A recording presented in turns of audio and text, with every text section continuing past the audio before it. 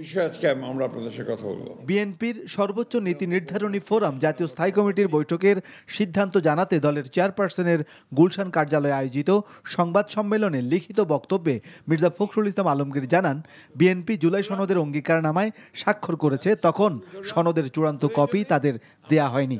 পরে বিএনপির অগোচরে অনেক সংশোধন করা হয়েছে, যা মন গড়া। আমরা অত্যন্ত দুঃখের সাথে লক্ষ্য করেছি যে এই সকল সুপারিশ কেবল জাতিকে বিভক্ত করবে, ঐক্যের বদলে অনৈক্য সৃষ্টি করবে।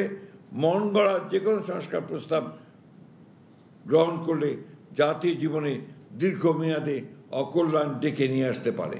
জুলাই জাতীয় সনদ যেটা, সেই ডকুমেন্টকে একটু ডেভিয়েট করে ওখানে যা বলা আছে ওটা না রেখে, ওখানে যা বলা নাই সেটা রেখে কমিশন কিছু সুপারিশ পেশ করেছে। বিএনপি নেতারা বলেন, জাতীয় নির্বাচনের দিনেই গণভোট চায় তাদের দল, আর জুলাই জাতীয় সনদ বাস্তবায়নে আদেশ জারির এখতিয়ার সংবিধান অনুযায়ী রাষ্ট্রপতির। জুলাই সনদ সংবিধান সংস্কার বাস্তবায়ন আদেশ 2025 শিরোনামে একটি আদেশ জারি করবে। সরকার এরকম আদেশ জারি করার এখতিয়ার নাই। আদেশ আইনের মর্যাদা প্রাপ্ত, অতএব সেটি জারি করার এখতিয়ার রাষ্ট্রপতির।